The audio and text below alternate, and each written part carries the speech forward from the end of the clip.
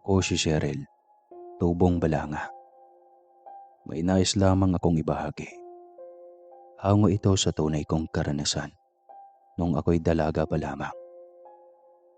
Ang 2016, nangyari ang aking karanasan nang minsang magpunta kami sa lugar ng aking ina sa Calbayog City. Nabalitaan kasi ng aking inay na pumanaw na ang kanyang ama na si Lolo Canor sa edad na 70 anyos. Kaya naman nagpasya ang aking mga magulang na luluwas kami upang makapunta sa burol ng aming lolo. Anak, mag-impake na kayo ng inyong mga damit. Magtatagal tayo roon dahil bakasyon nyo naman. Wika ng aking ina. Saan po tayo pupunta, Nay? Tanong ng aking nakakatandang kapatid na si Kuya Max. Kakarating lang kasi nito galing nagbola dahil nakasuot ito ng jersey at may hawak na bola na binili pa ni tatay sa bayan. Pupunta tayo sa lugar ko, anak. Kailangan nating pumunta roon sa kadahilan ng patay na ang lolo ninyo. Sambit ng aking ina. Ha? Patay na ho si Lolo Canor, Nay? Nakakalungkot na balita. Kailan ho ba na maalam si Lolo, Nay? At ano ho ang ikinamatay? Tanong ng aking Kuya Max. Oo, anak. Patay na ang lolo ninyo. Sabi ni Tia Rodora ninyo ay kahapon lang na maalam ang lolo ninyo. At ang ikinamatay niya ay hindi sinabi ni Tia ninyo. Huwag kayong mag-alala. Malalaman na rin natin ang kanyang ikinamatay pagdating natin doon. Sambit ng aking ina. Umangaw na lamang ang aking kuya at hindi na nagtanong pa dahil dali-dali siyang nagtungo sa kwarto para maghanda na ng mga dadaling gamit. Ako naman ay nakikinig lang sa kanila. Napaisip naman ako kung bakit kailangan pa naming sumama kung pwede namang ako ang maiwan. Maya-maya pa ay narinig kong tinatawag na ako ng aking ina at sinabihan akong mag-ayos na ng gamit dahil madaling araw pa lang ay aalis na kami para daw hindi na kami matraffic. Inabukasan ay lumuwas na kami patungong Cubao at nagpabook na kami pagkarating doon, pa Bicol. Halos isang araw rin ang biyahe namin patungo sa lugar nila mama. Kinabukasan na kami nakarating sa nasabing lugar.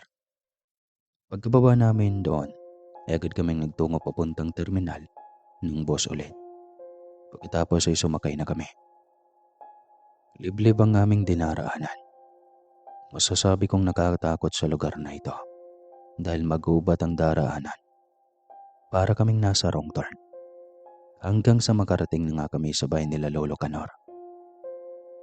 Ilan lang din ang nakipaglamay sa burol ng aking lolo. Sa loob naman ay nakita namin ang aking lola at mga tiyo at tiya na naghihintay sa amin. Salamat naman at nakarating kayo ng ligtas. Wika ng aking lola. Agad naman kaming lumapit ang aking kuya para magmano dito.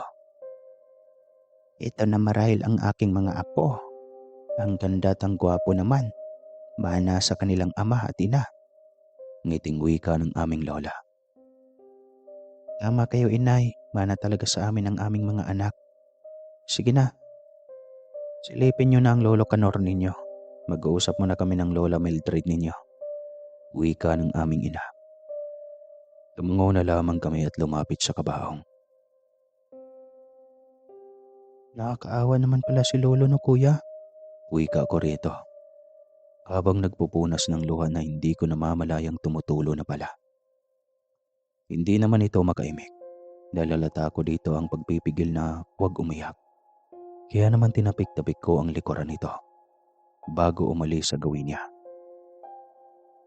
Mahigit 1 linggo ang nakaburol si Lolo at ngayon ay huling lamay na niya dahil bukas na ang libing niya. Nakaramdam naman ako ng lungkot sa mga sandaling iyon dahil ito na ang huli kong makikita ang aking pinakamamahal na lolo. Nakaramdam ako ng uhaw at gutom. Kaya naman kumuha ako sa mesa ng isang sesto at 2 biskwit. Pagkatapos ay umupo ako sa upuan at nagsimula ng kumain. Kinuha ko naman ang aking cellphone at kumuha ako ng iba't ibang litrato, kasama na rito ang kabaong ni Lolo. At pinost ko ito sa social media at naglagay ng caption na, "Paalam na Lolo Canor, hanggang sa muli, rest in paradise." Ani ko sa caption. Ilang saglit pa ay may mga nag-message at nag-comment na kasama ko daw sa litrato ang aking Lolo Canor na nakangiti pa. Minsan ng iilang nag-chat sa akin. Kaya naman nanlaki ang aking dalawang mata at mabilis kong tinignan ang mga imahe sa aking cellphone kung totoo ba ang sinasabi nila. Nang makita ko nga ay nagimbal ako at natakot nang makitang kasama ko nga si Lolo Canor at tila nag-selfie pa sa akin. Kaya naman ibinalik ko ang aking phone sa bag at mabilis na tumayo at tumungo sa aking kuya na noon ay nakikipagkwentuhan sa nakilala nitong babae. "Kuya, Kuya Max, nasan sila mama?" Tanong ko rito. "O, ikaw pala Cheryl. Alam ko nakipag-usap sila mama at papa kila lola. Bakit mo pala sila hinanap?" Tanong nito. Wala naman kuya. Gusto ko na kasing matulog." Sambit ko at nagpaalam na ako na pupuntahan ko lang ang aking mga magulang. Mango naman ito. Bago pa man ako tuluyang umalis sa gawin nila, ay pinakilala muna ako nito sa bago niyang nakilalang isang babae na ang pangalan nito ay Isabel. Kaya naman agad akong nakibagkamay at pagkatapos ay nagpaalam na at hahanapin ko ang aming mga magulang. Agad naman akong pumasok patungo sa loob ng bahay nila Lola Mildred at hinanap ko sila kung nasaan sila. Nilibot ko ang aking paningin sa kabuuan ng sala. Masasabi kong may kaya sila dahil sa napakaganda ang mga mamahaling mga antik ang naroroon. Nang mapagtanto kong wala sa kusina at maging sa sala, nagpasya na akong tumungo sa taas. Nagbabaka sakaling doon ko sila makikita. Nangalay naman ang aking dalawang tuhod dahil sa pag-akyat hanggang sa tumungo ako sa isang silid. Nakita ko naman itong nakawang. Nakita ko naman dito ang aking mga magulang at si Lola Mildred, maging ang aking dalawang tiya at 3 tiyo na nakikipag-usap. Hindi na ako pumasok sapagkat tila napakahalaga ang kanilang pinag-uusapan. Kaya naman inilapit ko ang aking tenga doon sa pinto upang makinig na lang sa kanilang pinag-uusapan. "Alam mo anak, kung ano ang kailangan nating gawin. May sinusunod tayong pamahiin," wika ng aking lola. Pero may, hindi naman tayo maaaring pumatay ng walang kalaban-laban dahil lang kay Itay. Wika ng aking ama. Kaya naman napano ako ng pag-iisip at pagtataka. Tila may kahulugan ang kanilang mga sinasambit. Kaya muli na naman akong nakinig. "Nakikiusap ako anak. Alam ninyong mag-isa na lamang ako at ayaw kong mawala ang tatay ninyo. Sana naman ay sumunod na lamang kayo sa aking ipinag-uutos." Sambit ni Lola Mildred. Huling dinig ko sa usapan nila. Bago pa man tuluyang lumabas sila inay sa silid na iyon, ay mabilis na akong umalis at lumabas ng bahay. Nagpatay malisya naman akong lumapit sa gawin ng aking kapatid na si Kuya Max. Kasama pa rin ito si Ate Isabel.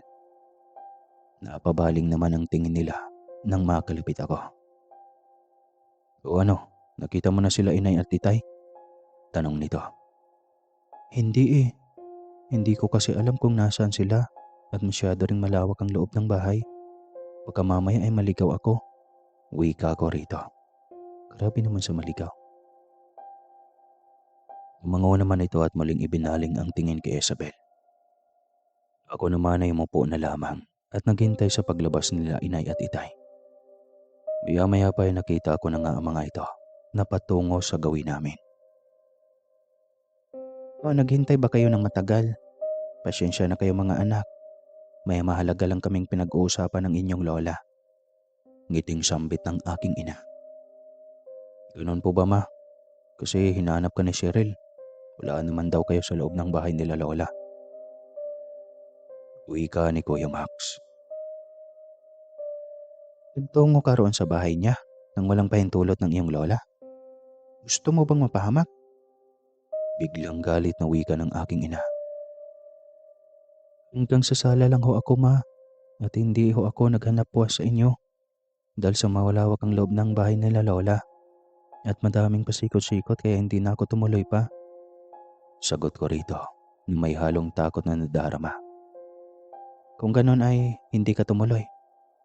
Naniniguradong sambit ng aking ina na ngayon sinusuri ang kabuuan ng aking muka kung nagsasabi ba ako ng totoo. Bumuntong hininga ako at tumingin ako ng diretsyo sa kanya dahil alam nito na kapag nagsisinungaling kami ay hindi kami tumitingin ng diretsyo sa kanya. O siya, ano ba ang iyong kailangan? Bakit mo kami hinahanap? Nagugutom ka na ba? Sambit nito. Oo, inay. Nagugutom na ho ako. Pasado 11:00 na rin ho ng gabi. Nakakaramdam na ho kasi ako ng antok. Wika ko rito na may pahikab-hikab ba. Ganoon ba? Pasyensya na anak kung hindi ko kayo agad naasikaso pagdating dito. Kasi ang lola mo ay nakipagkwentuhan pa. O siya, tara na. Kumain mo na kayo, Max. Sambit ng aking ina. At tumingin sa gawin ni Isabel na ngayon ay nakayuko na tila nahihiya sa aming ina. Nakita namin ito ni Kuya Max at ngiting ipinakilala si Isabel sa aming mga magulang. Peke naman itong ngumiti at nakipagbeso pa dito. Pagkatapos ay inayan na rin kumain ang aking ina. Kaya naman sumama na rin siya sa loob ng bahay ni Lola. Ako naman ay nakasunod lang sa kanila. Habang kami ay kumakain, napapansin kong palaging sumusulyap si Lola at sila inay sa gawin ni Isabel. Habang may malawak ng ngiti sa kanilang mga labi at naalala ko ang naririnig ko kanina mula sa kanilang pinag-uusapan. Kaya naman hindi ko magawang isobo ng maayos ang aking pagkain. Taga saan ka, iha? Wika ng aking ina kay Isabel. Taga rito lang po, nang. Malapit lang rin po ako dito sa bahay nila Lola. Ngiting sambit nito. Nagkatingin na naman ang aking ina at lola. Pagkatapos ay ngumiti. Hindi na nagtanong pa ang aking ina hanggang sa matapos na kaming kumain. Paalam naman si Kuya Max na ihahatid na sa labas si Isabel. Ako naman ay naiwan sa upuan dahil sa sobrang busog ko. Kaya naman hindi ako nakatayo kaagad. Anak, masosolusyonan na natin ang ating problema sa pamamagitan ni Isabel. Makahulugang sambit ng aking lola na sinang-ayuna naman ng aking ina. Ako naman ay palipat-lipat ang tingin sa kanilang dalawa. Tila may binabalak silang masama kay Isabel. Kaya naman kahit na hindi ako masyadong makatayo dahil sa busog, ay nagawa ko pa upang pauwiin na si Isabel. Nagtaka naman ang aking lola at ina sa aking pagtayo. Oh, saan ka pupunta, anak? Di bang sabi mo hindi ka makatayo sa busog? Tanong nito sa akin. Magpapahangin lang ho sa labas, nay. Tipid kong sagot rito. Di ba sabi mo ay inaantok ka na? Gusto mo bang samahan kita sa inyong silid ng kuya mo? Sambit ng aking ina. Mamaya na ho, inay. Nawala na ho kasi ang antok ko. Gusto ko lang ho munang magpahangin sa labas. Ngiting wika ko rito. Tumangaw na lamang si ina at si lola. Nagpaalam na akong lalabas na. Pagkalabas ko, inabutan ko si Kuya Max at Ate Isabel na masayang nagkukentuhan. Kaya naman na mabilis ko silang nilapitan. Ate Isabel, kailangan mo nang umuwi, pwede ba? Gabi na din kasi, baka hinahanap ka na ng iyong mga magulang. Sambit ko rito. Tumingin naman sila ng aking Kuya Max. Ngumiti naman si Isabel at tumango-tango pa.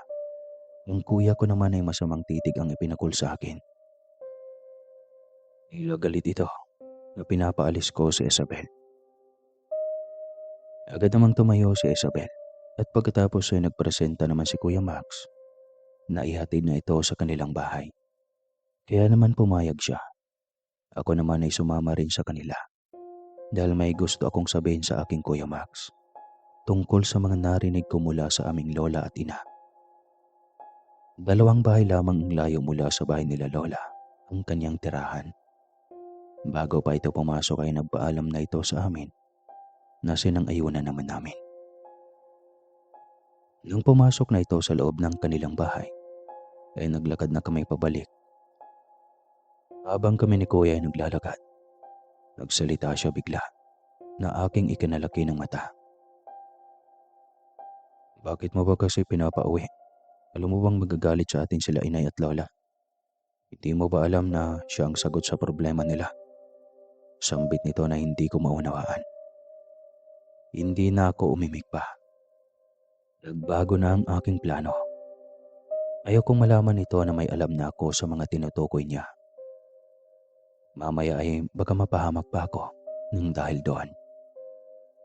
Karating sa bahay ay naabutan namin ang aking ina at lola. Saan kayo galing? Tanong ng aking ina. Diyan lang ho inay, hinatid lang ho namin si Isabel. 12:30 na po kasi ng gabi, baka mapano pa po siya sa daan. Sambit ko rito. Napansin ko namang nagkatinginan si Kuya Max at inay. Para bang may galit ang titig ng aking ina sa mga sandaling iyon.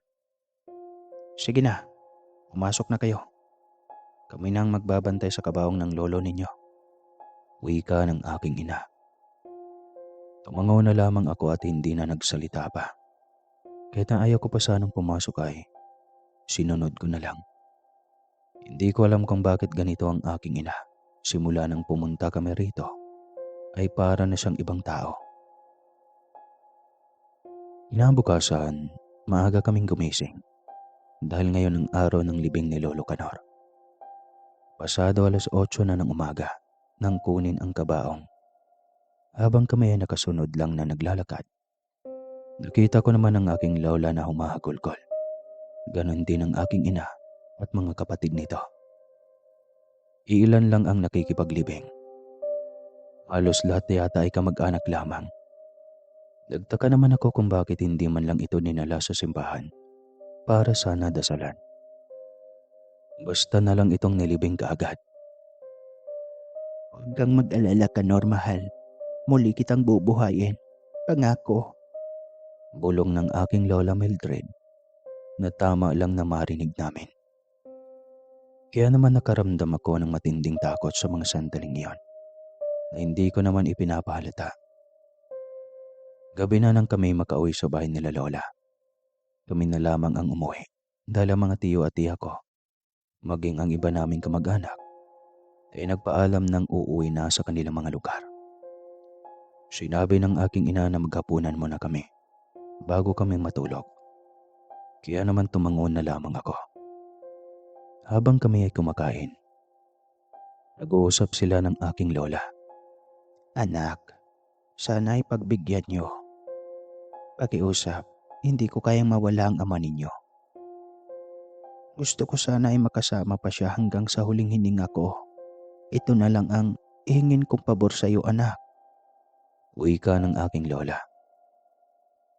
Saglit na namang nag-isip ang aking ina at kalaunay tumango ito. Lumawak naman ang ngiti ng aking lola na tumingin sa akin. Nakaramdam naman ako ng kakaibang kilabot sa makahulugang tingin ng aking lola. Kaya naman hindi ako makasubo ng pagkain ng maayos. Nang matapos ako, ay nagpaalam na akong tumungo na sa aking silid. Agad naman silang pumayag. Pasok ko ay nila kung mabuti ang aking silid upang walang makakapasok agad habang ako'y natutulog. Napapaisip naman ako kung bakit gano'n na lang ang titig sa akin ng aking lola. Tila nakakaramdam ako ng hindi maganda. Dahil sa mga isipin kong iyon, ay hindi ko na malayang nakatulog na pala ako. Kinabukasan, ay tanghali na ako nang magising. Pupungay-pungay pa akong lumabas ng silid at nagtungo ako sa kusina. Nagtataka naman ako kung bakit wala ang aking mga magulang at maging si Kuya Max, pati si Lola Mildred. Sinilip ko pa sila sa sala, ngunit wala sila roon. Kaya naman nagpasya akong tumungo sa kusina upang magtimpla ng mainit na kape at para makapag-almusal na rin. Nang matapos ako, ay nagpasya akong mamasyal. Gusto ko rin kasing makalibot at sulitin ang bakasyon namin rito kay Lola bago kami bumalik sa aming lugar sa Balanga. Nagtungo ako sa tabing dagat at tinatanaw ko ang mga alon. Saglit na nawala ang pagkainip ko sa lugar na iyon. Nagulat naman ako nang may biglang magsalita sa aking likuran. Ang ganda ng tanawin, no? Alam mo bang ang sarap magtampisaw riyan? Uwi ka ng kung sino sa likuran ko. Agad naman akong lumingon. Oh, ikaw pala, Isabel. Narito ka pala. Mabuti hindi mo kasama ang kuya ko. Tanong ko rito. Oo, kasi nakita ko sila ng iyong mga magulang at ni Lola Mildred na umalis. Akala ko ay kasama ka nila, hindi pala. Wika nito. Ganoon ba? Kaya pala paggising ko ay hindi ko na sila nasilayan sa bahay kanina. Dahil sa inip ko ay naglibot na lang ako rito sa tabing dagat. Ikaw ba? Ano ba ang iyong ginagawa rito? Tanong ko. Wala naman. Palagi naman akong naririto simula nung mawala ang aking mga magulang. Alam mo ba kapag pumarito ako ay naaalala ko ang masaya naming pagsasama ng aking mga magulang. Malungkot na wika nito habang nakatingin sa kawalan. Pasensya ka na kung ganon sino ang kasama mo sa bahay ninyo? Tanong ko rito. Ha? Wala. Wala akong kasama. Tanging ako lang ang nakatira roon sa aming bahay. Nakakalungkot na mag-isa Mabuti na lang at nakilala ko ang iyong kapatid. Kaya kahit papano ay nawawala ang pangungulila at lungkot na aking nadarama. Uwi ka nito. Ganoon ba? Kung gusto mo maging kaibigan na lang tayo para hindi ka na malungkot. Uwi ka ko rito at ngumiti naman ito. Tsaka tumango. Nang araw na iyon ay naging magkaibigan na nga kami. Umabot na rin ang 2 linggo na palagi kaming magkasama. Ang aking mga magulang at lola ay palagi ding umaalis ng bahay. Hindi ko rin nakikitang magkasama pa si Kuya Max at si Isabel dahil sumasama ito. Isang araw habang namamasyal kami ni Isabel, ay may natanaw kaming nagkukumpulang mga tao malapit sa tabing dagat. May mga pulis at investigador ang naroroon. Kaya naman agad kaming nagtatatakbo papunta roon. Nagulantang ako sa aking nakita. Isang bangkay ng dalaga. Ang aming nakita, naliligo sa sarili niyang dugo. Ang mas nakakakilabot pa, ay wala na ang puso nito. Masangsang na rin ang amoy. Sabi ng iilang nakasaksi roon. Anak ni Yura yan, hindi ba? Kaya pala hindi na nakauwi. Ganyan na ang kanyang sinapit. Nakakaawa naman. Oo nga, nakakaawa naman. Bumili lang sa akin yan ng toyo kagabi. Tapos nagulat ako at napa-sign of the cross pa nga. Nang makita ko itong wala ng ulo, yun pala ay mamamatay na nga siya ng gabing iyon. Takot naman. Sino kaya ang may gawa niyan? Wika ng iilang saksi roon. Sa mga oras na yun ay hindi ko maipaliwanag ang aking nadarama. Kaya naman inaya ko na si Isabel na lumayo na sa lugar na yon. Tumungo kami sa isang kubo at doon pinagkwentuhan ang nakakagambal naming nakita. Nakakaawa naman no at nakakapanindig balahibo. Sino kaya ang may gawa nun? Bakit puso lang ang dinukot? Sambit ko rito na may halong pagtataga. Nagsisimula na nga sila. Dinig kong bulong nito na aking ikinataka. Ano ang nagsisimula? Sino sila? Tanong ko rito. Wala. Wala yun. Ang sabi ko ay hindi ko alam. Baka mga adik lang ang may gawa niyon. Kamot ulong sambit nito. Hindi na lamang ako kumibo. Kahit na kinukutuban ako sa kanyang sinabi. Hanggang sa hindi na siya muling nagsalita pa. Maya-maya pa ay nag-aya na siyang umuwi dahil nagugutom na raw siya. Kaya naman inaya ko na lang siya sa bahay nila Lola para doon na lang mananghalian. Pagkarating namin roon ay nagtaka ako kung bakit magpahanggang ngayon ay hindi pa sila umuwi. Pero isinawalang bahala ko na lamang iyon. Bakit kaya wala pa sila inay at itay?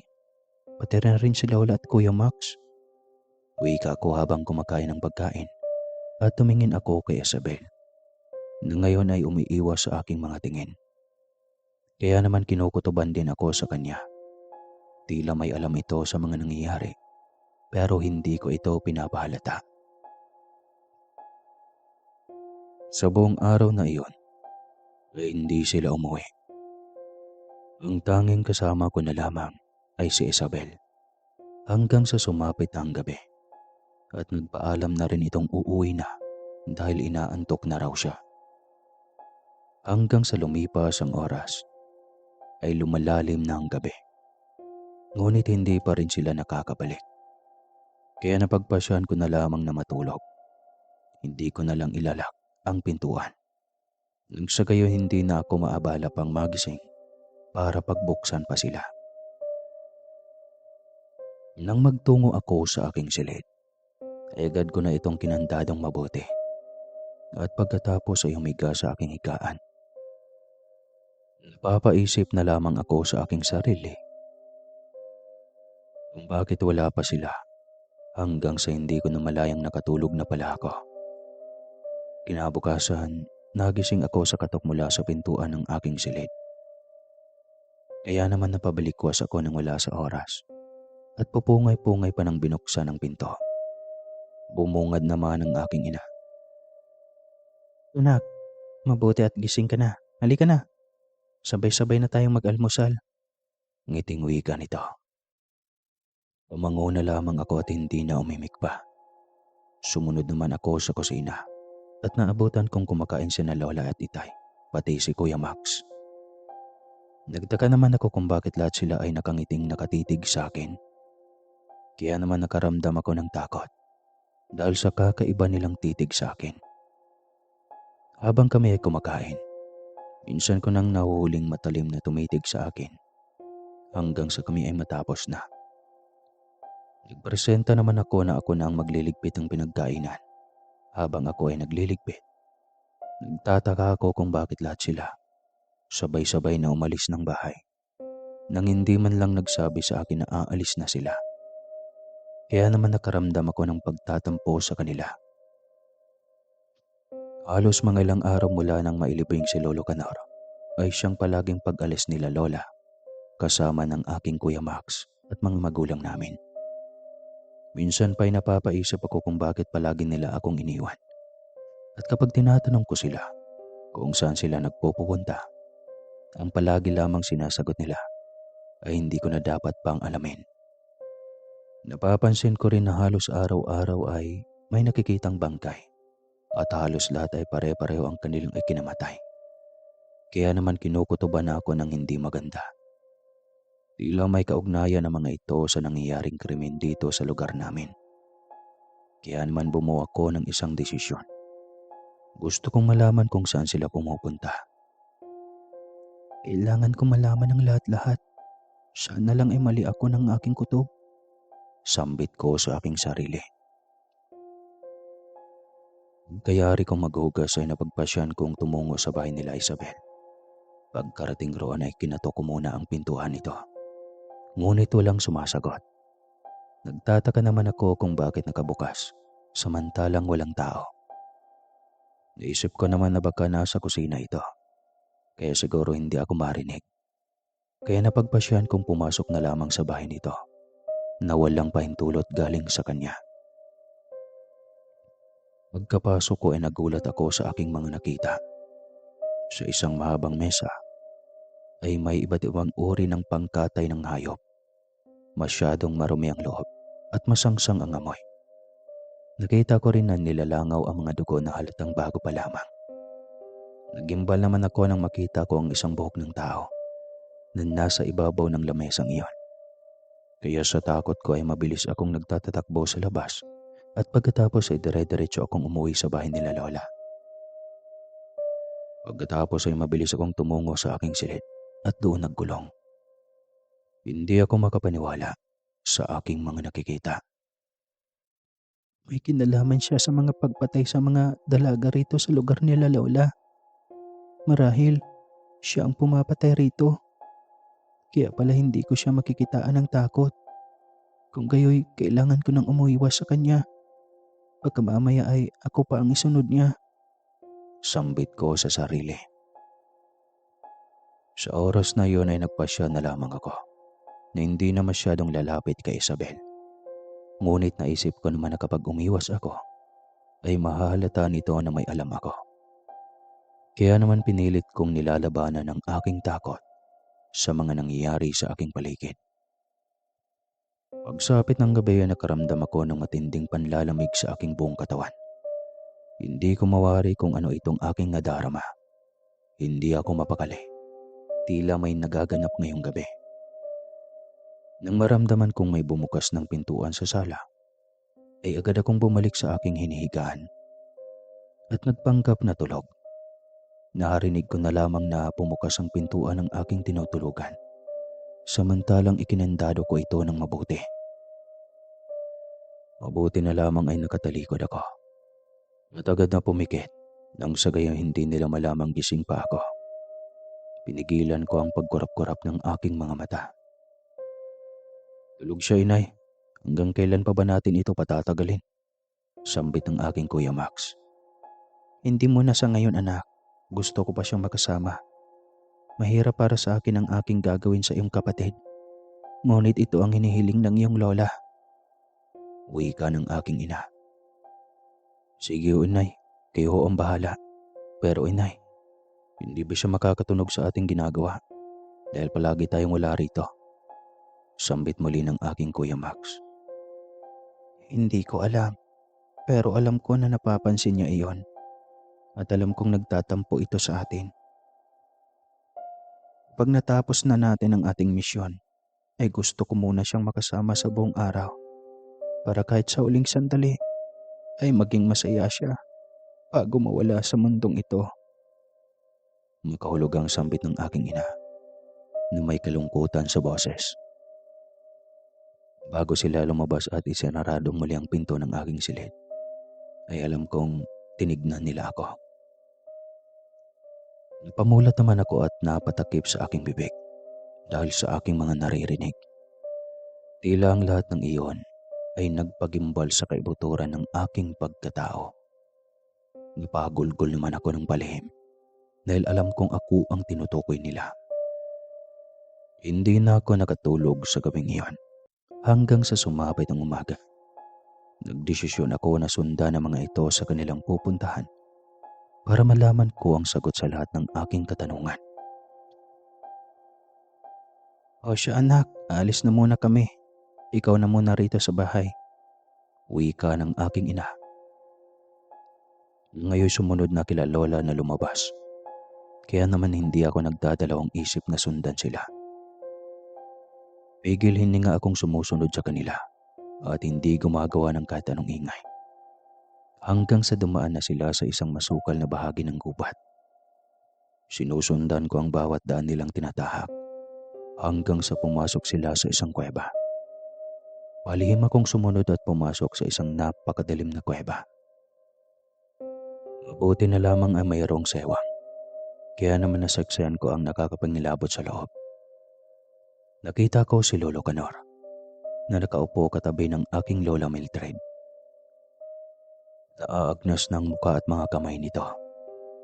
May nakita rin akong isang babae na nakagapos sa tabi ng bangkay ng aking lolo, habang ang aking lola ay nakaupo sa isang trono at ang aking mga magulang at Kuya Max ay nakangiting nakatitig sa nakagapos na babae. May mga rebolto ng demonyo ang naroroon. Naririnig ko ang aking ina na umuusal ng dasal gamit ang libro. At pagkatapos nakita kong kinuha nito ang isang itim na punyal. Itinutok ito sa nagmamakaawang babae na nakagapos. At walang kaanoy-anoy, inundayan niya ito ng saksak. At kitang-kita ko kung papaano niya dukutin ang puso nito. Tumunti ka na akong mapasigaw. Mabuti na lamang ay aking napigilan. Napaluha naman ako dahil sa awa ng babae na ngayon pinagbebesta nila inay. Kaya naman halos maisuka ko ang aking mga kinain kanina. Dahil sa pandidiri. Nung simulan nilang balatan at nilantakan na parang isang patay gutom. Rinig na rinig ko pa ang mga tunog ng kanilang pagmuya na para bang kumain sila ng isang chewing gum. Ang mga mata ay dinukot ng aking Kuya Max at nilantakan din ito. Napapapikit pa ito sa pagmuya ng mata ng babae na animoy sarap na sarap. Hanggang sa maubos na nila ang buong karne ng babae. Hanging buto na lamang ang naiwan sa mga sandaling iyon. Simot na simot ang lahat at wala nang masayang na isa. Kitang-kita ko na pulang-pula ang mga mata ng aking Kuya Max at maging ang aking ama at ina. May mga pangil na rin sila at mahabang kuko na sobrang tulis. Ang bunganga nila ay punong-puno ng dugo at may mga nagkalat pa na mga karne ang nasa kanilang mga bunganga. Nakita ko rin sa gawin ng aking lola si Isabel na tuwang-tuwa pa sa kanyang nakikita. Dahil doon na hindi ko maproseso sa aking sarili ang aking nasaksihan. Kaya pala palagi silang umaalis. Kung gayon ay, hindi sila mga tao, kundi mga halimaw. Pero papaano nangyari? Narinig ko pa ang usapan nila. Mahal kong anak, kailangan na natin si Cheryl para tuluyan ang bumalik sa dating anyo ang iyong ama. Ngiting wika ni Lola Mildred. Huwag ho kayong mag-alala, Nay. Sa Biyernes ng gabi, isasagawa ko na ang ating balak. Sambit ang aking ina. Itong puso ay ialay mo na sa ating Panginoon. Nang sa ganon ay isa na lamang ang kailangan nating puso. Ang kailangan ay mismong kadugo natin. Yun ay si Cheryl. Siya ang isasakripisyo natin sa huling ritual. Sambit ng aking Lola Mildred. Kaya naman nangilabot ako sa kanyang sinabi. Marahil alam kong matutulad ako sa babaeng kanilang nilapa nang walang kaawa-awa. Kaya naman mabilis akong umalis palabas ng kuwebang iyon. Nagtatatakbo ako at nagmadaling umuwi ng bahay. Nagulat naman ako nang makita ko ang aking mga magulang at maging si Lola at Kuya Max na naroroon na nakaupo sa sofa. Oh, saan ka galing, Cheryl? Saan ka ba galing, ha? Tanong ng aking ina. Dyan lang sa tabing dagat ho, Nay. Nauutal kong sambit. Halos nangangatog na ang aking mga tuhod. Tila napako ako sa aking kinatatayuan. Tila nakita nilang nasaksihan ko ang lahat mula sa kuweba. Pero ang pinagtataka ko ay kung bakit naririto na sila kaagad at parang nagpapatay mali siya sa aking ikinikilos. Gusto kong tumakbo palabas, ngunit alam kong mahahabol nila ako dahil alam kong hindi sila ordinaryong mga tao. Kaya naman nilakasan ko ang loob ko na dumaan sa kanilang harapan para tumungo sa aking silid. Hindi ako mapakali sa mga oras na yon. Naisip bang tumakas bago sumapit ang gabi. Paglabas ko ay nagtataka ako kung bakit lahat sila ay nakangiting nakatitig sa akin. Pagkatapos tumayo at unti-unting lumapit sa akin habang nakangisi. Nakita ko naman ang pag-iba ng kulay ng kanilang mga mata. Naging kulay pula ito. At may mga lumalabas ring pangil mula sa kanilang mga bibig at naglalaway pa. Kaya naman labis na kilabot ang aking nadarama at nagmandaling umakyat ako sa second floor ng bahay ni Lola. Pilit kong binubuksan ang mga pintuan. Ngunit ni isa ay ayaw bumukas. Kaya naman mabilis akong tumungo sa dulong bahagi ng kwarto. Mabuti na lamang ay nakabukas ito. Kaya naman nakapasok ko nang walang kahirap-hirap. Nilakong mabuti ang pinto at pagkatapos ay hinaran ko ang mabibigat na lamesa upang hindi nila mabuksan. At pagkatapos ay umupo ako. Pinakiramdaman ko ang kanilang pagdating. Dinig na dinig ko ang kanilang mga yapak at ang nakakapangilabot na pagtawag nila sa aking pangalan. Cheryl anak, magpakita ka na. Huwag mo naman pahirapan si nanay. Huwag kang mag-alala. Pagkatapos nito ay matatapos natin. Sambit ng aking ina na nakakapangilabot sa buong kong kalamnan. Dinig na dinig ko ang pagbukas nila ng mga nakasaradong pinto ng mga kwarto. Maya-maya pa ay nararamdaman kong pilit pinubuksan ang pintuan na aking pinagtataguan. Kaya naman napapatakip ako ng aking bibig. Pilit kong pinipigilan ang aking pagagulgol ng malakas.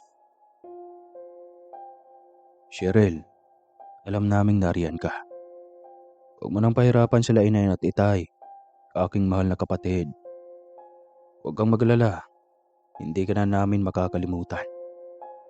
Sambit ng aking Kuya Max. Nang malapit na sila ay nabigla naman ako nang biglang giniba ang pinto. At nagsitalsikan ang mga lamesang nakaharang sa pintuan.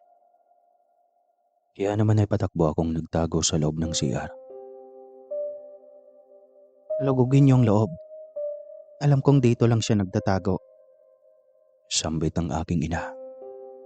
Rinig na rinig ko sa labas ang mga ingay at pagbagsakan ng mga kagamitan sa loob ng aking tinataguan. Tila hinahanap nila ako roon. Maya-maya pa ay naramdaman kong tumigil na ang ingay at hindi ko na rin naririnig ang kanilang boses. Kaya naman ay dahan-dahan kong binuksan ang pintuan ng CR. Nagulat naman ako nang hindi ko inasahan na nasa harapan ko na pala sila. Huli ka! Akala mo makakatakas ka sa amin.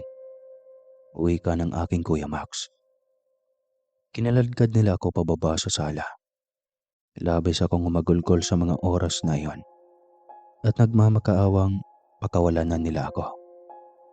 Ngunit parang wala silang naririnig. Inay, itay, Kuya Max, pakiusap, pakawalan ninyo ako. Bakit niyo po ba ako ginaganito? Agulgol kong sambit sa kanila. Tawad mahal kong anak. Ikaw ang kahuli-hulihang isasakripisyo namin upang magpatuloy ang ating lahi sa makabanibagong inerasyon. Ngising sambit ng aking ina. Pero inay, anak ninyo ako. Bakit ako pa? Pwede bang iba na lang? Mahal na mahal ko kayo. Tapos ganito lang ang gagawin niyo sa akin. Ang sasama ninyo. Agulgol kong sambit sa mga ito. Patawad anak, ngunit mas kailangan naming mabuhay magpakailanman at hindi maaaring mawala ang ating lahi. Ang lahi ng mga vampirang aswang. Kaya sana ay maintindihan mo kami kung bakit kailangan ka naming isakripisyo. Sambit naman ng aking ama. Ipapailing naman ako habang humahagulgol. Huwag kang madamot aking kapatid. Kung ano ang aming nais ay dapat sundin mo. Kung mahal mo talaga kami, ibibigay mo ang gusto namin. Sambit nito habang nakangisi. Wala naman akong nagawa sa mga sandaling iyon. Sinimulan akong suntukin sa tiyan ng aking ama. Kaya naman namilipit ako sa sakit. At pagkatapos ay nasuka ako.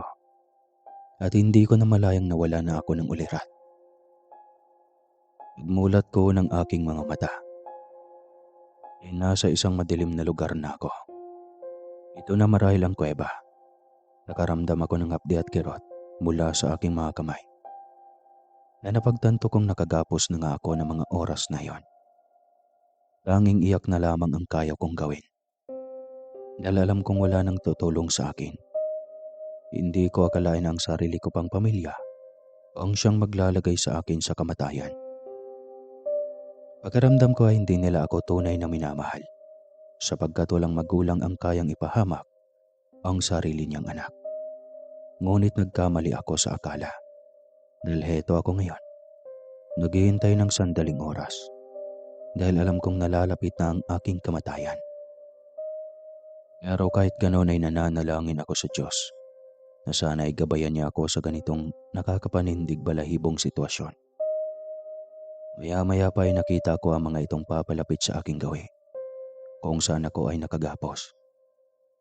Mahal kong anak, mabuti ay gising ka na. Ngising sambit ng aking ina.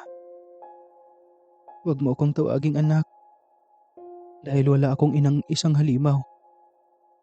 Sambit ko rito. Tumahimik ka. Wala kang galang sa bumuhay at nagpalaki sa'yo. Hindi mo ba maintindihan? Kailangan ko ang iyong puso para mabuhay kami magpakailanman. Huwag kang madamot, Cheryl. Sambit ng aking ina. Kailanman ay hindi ako naging madamot sa inyo, inay. Sana hindi nyo na lang ako binuhay. Ang sasama nyo, halang ang mga bituka ninyo. Galit na sambit ko rito.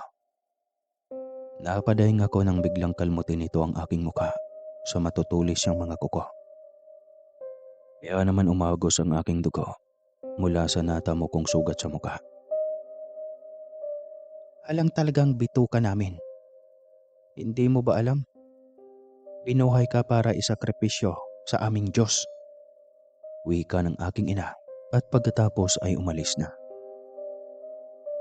Labis ang hinagpis at galit ko sa kanila ng mga sandaling iyon. Kaya naman napayoko ako na hinang-hinana. Dahil sa mga sandaling iyon ay gutom na ako at uhaw na uhaw. Kaya naman hindi ko na malaya na nahimatay na pala ako. Ilang araw rin akong nakagapos at hindi man lang binibigyan ng makakain. Kaya naman sobra na akong nanghihina. Sinabi rin nila na pagsapit ng Biyernes ay gagawin na ang ritual. At ito na ang araw na iyon. Mahal naming anak, ngayon ay mamamaalam ka na. Dahil mamaya lang ay magiging isang kaluluwang ligaw ka na. Wika ng aking ama. Papatayin na ninyo ako? Hirap kong sagot rito. Huwag kang mag-alala. Maya-maya lang ay matutubad na ang iyong kahilingan. Gising wika ng aking ama. At pagkatapos ay agad nila akong iniwan. Nagulat naman ako nang may muling nagsalita sa aking harapan. Walang iba kundi si Isabel na malungkot na nakatingin sa akin. Hindi ko akalaing totoo nga ang sinasabi ng iyong kuya na ikaw ang aming isasakripisyo. Pero huwag kang mag-alala dahil sa kabutihan mo sa akin sa mga panahong malungkot ako ay pinapangako kong babawi ako sa iyo. Bakit mo ito ginagawa? Hindi ba't isa ka rin sa kanila? Utal-utal kong wika. Katulad nga nila ako pero hindi ako kasing sama ng iniisip mo. Hindi lang isang kaibigan ang turing ko sa iyo, kundi isang kapatid. Upang patunayan ko sa iyo ang aking katapatan, ay isasakripisyo ko ang aking buhay. Alang-alang sa iyo. Sana makaalis ka rito ng buhay at tandaan mo, huwag na huwag ka nang babalik pa sa lugar na ito. Kahit na kailan, kalimutan mo na sila bilang iyong pamilya. Kahit na ikaw may dugo ng isang Dracula, ikay naging mabuti. Ang iyong lola at ina ay sinaunang Dracula na nakatakas noong panahon ng giyera. Inubos ang kanilang mga lahi ngunit ang hindi alam ng nakakarami ay meron pang nakatakas na walang iba kundi ang iyong ina at lola. Sambit nito. Kung ganon ay may dugo ako. Nais ko silang kalabaanin. Tulungan mo ko. Hindi ako maaaring umalis na lang. Gusto kong bigyan ng hustisya ang pagkamatay ng mga inosenteng tao. Tulungan mo akong manumbalik ang aking lakas. Yung sa gayoy ay makalaban ako sa kanila. Sambit ko rito. Umungo na lamang ito at pagkatapos ay agad niyang pinutol ang lubid na nakatali sa aking kamay. Dali-dali niya akong inaya sa likod. Kahit na hinangina ako, ay nagawa kong sumunod sa kanya upang magtago. Binigay niya sa akin ang isang hayop at subukan ko daw tikman iyon at nasisiguro daw niyang lalakas ako. Kahit na hindi ko kaya ay ginawa ko pa rin. Gamit ang punyal na kanyang ibinigay ay nagawa kong patayin ang isang usa. Binaya ko ang tiyan nito at sinubukang tikman ang mga lamang loob nito. Nagulat ako nang mas masarap ito sa aking panlasa kaysa sa mga hilaw na karne. Inubos ko buong isang usa at walang itinira. Tanging mga buto na lamang ang natira rito. Punong-puno ng dugo ang aking bibig at napansin ko rin ang pag-iba ng kulay ng aking mga mata. Naging kulay pula na rin. Naramdaman ko ring nagkaroon ako ng mga pangil na katulad sa aking mga magulang. Nagulat naman si Isabel. Tila ramdam nito kung gaano ako kalakas sa mga oras na iyon. Mas lalo siyang nabigla nang parang hangin lang akong dumaan patungo sa kanyang tabi. Hindi ko akalaing napakalakas mo. Ramdam na ramdam kong mas malakas ka pa sa iyong lola at lolo. Sambit nito. Halika na, gusto ko nang tapusin ang kasamaan ng aking mga angkan nang matapos ng lagim na ginagawa nila dito sa inyong lugar. Sambit ko. Tumango naman ito. Mabilis kaming nagtungo papasok sa kaloob-looban ng kuweba. Nakita ko ang aking mga magulang. Si Lola at Lolo Canor na masayang nagditiwang. Ngayong araw ay matutupad na natin ang ating kahilingan na mabuhay magpakailanman. Nalalapit na ang oras ng kamatayan ni Shirley. Nangising sambit ni Lola. Huwag kang mag-alala, mahal kong ina. Ako'y mag-aanak muli ng sa gayoy ay mayroon na naman tayong gagamitin upang mabuhay ng magpasawalang hanggan pagkatapos ni Cheryl. Halakhak ng aking ina. Napakasakit sa aking damdamin ang aking mga narinig. Kaya naman mabilis ko silang sinugod na hindi nila napaghandaan. Tumilapon ang aking ina na nagpapayanig sa kabuuan ng kuweba na kanilang ikinabigla. Sino nga may gawa nito sa aking anak? Sigaw ng aking lola. Ako. Ngayon ay pagbabayarin niyo ang lahat ng inyong ginagawang kasamaan. Kung nakaligtas kayo sa digmaan, sa aking kamay, ay magiging abo na lang kayo. At yan ay ikakasiguro ko. Gising sambit ko sa kanilang lahat. Ikaw, bakit mo yun ginawa sa ating ina? Magbabayad ka. Wika ng aking Kuya Max, na ngayon ay nagbago na ng anyo at mabilis na sumugod sa akin. Inayaan ko lang ang pagsugod niya at hindi niya inasahang nasangga ko ang atake niya. At nagulat pa siya nang bumaon ang aking mga kuko sa kanyang dibdib. Kaya naman nagsilabasa ng mga dugo nito sa bibig at hirap na hirap huminga na aking ikanangisi. Pasyensya na, mahal kong kapatid. Ngunit kailangan kong gawin ito. Nang mabigyan ko naman ng kaunting hustisya ang mga nabiktima ninyo, mahal kong kapatid. Sambit ko rito. Nagulat naman ang lahat ng naroroon nang dukutin ko ang puso ng aking kapatid at pagkatapos ay winasak iyon. Wala nang buhay nang bumagsak sa lupa si Kuya Max at pagkatapos ay inapakan ko ang ulo nito. Sabay tingin sa aking mga magulang. Labis ang galit at hinagpis nila nang makitang wala ng buhay si Kuya Max. Wow naman, mabuti pa ang aking kuya ay iniiyakan nyo. Samantalang ako ay eto, gusto nyong mamatay. Bakit? Dahil ba ang akala ninyo may mahina ako? Nagkakamali kayo. Salamat dahil may tumulong sa akin. Sambit ko sa kanila.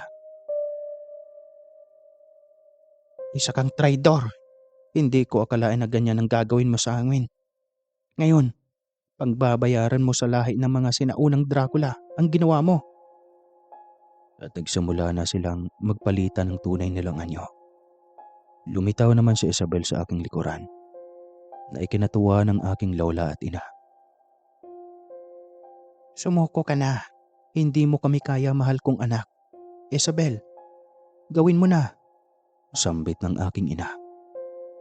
Umisay naman si Isabel at napapailing, kaya naman nawala ang ngiti ng aking mga magulang at napalitan ito ng pagkakunot ng noo.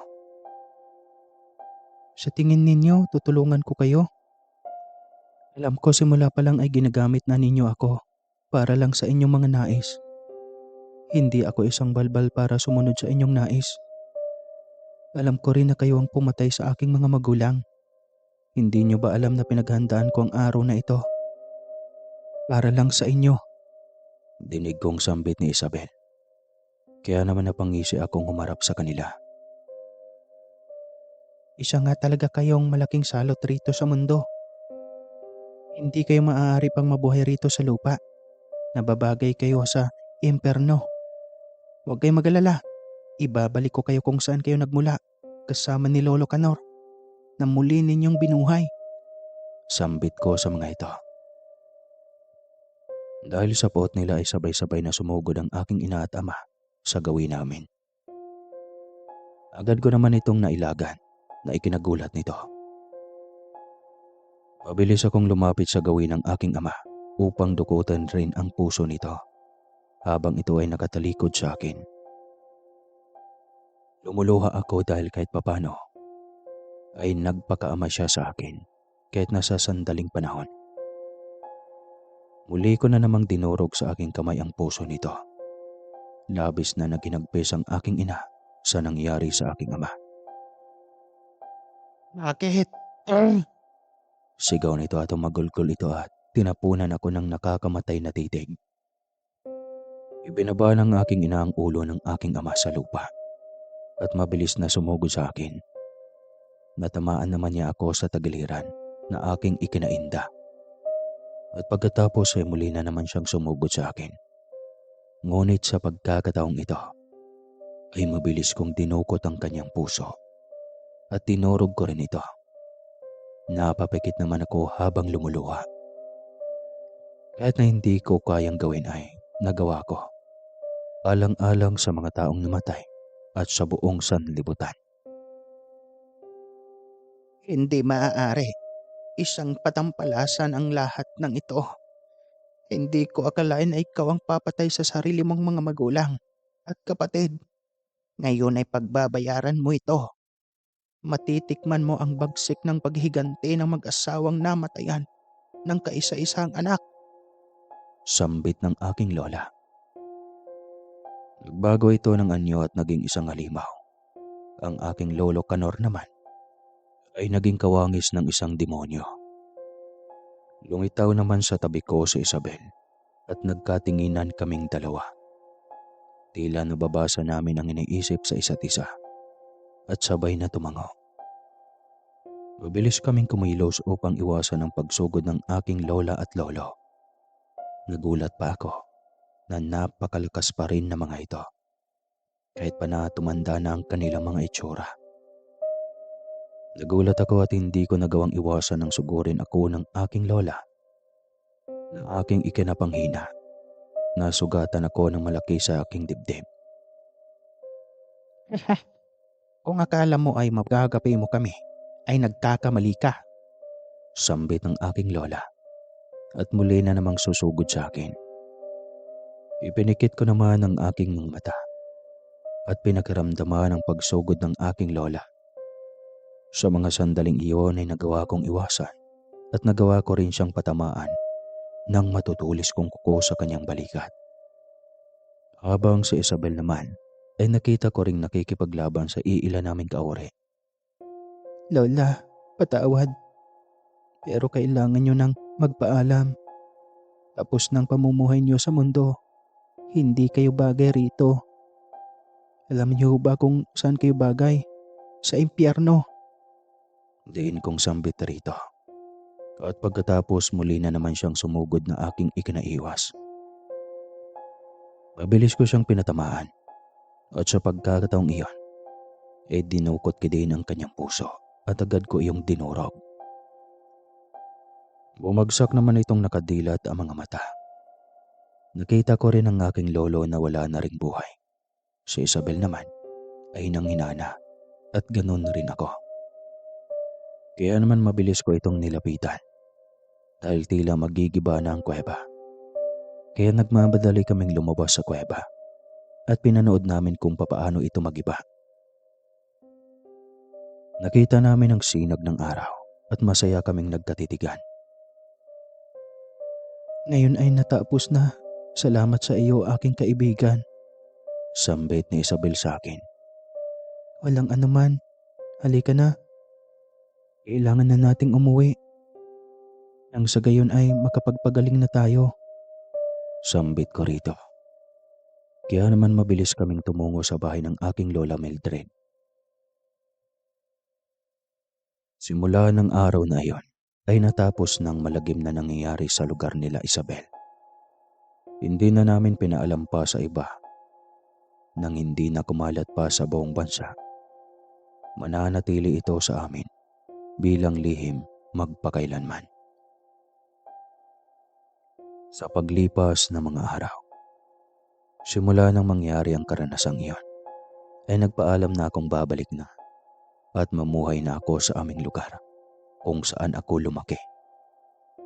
Nagpaalam na rin kami sa isa't isa ni Isabel.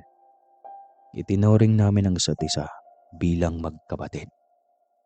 Gusto ko man siyang isama, ngunit hindi ito sumang-ayon.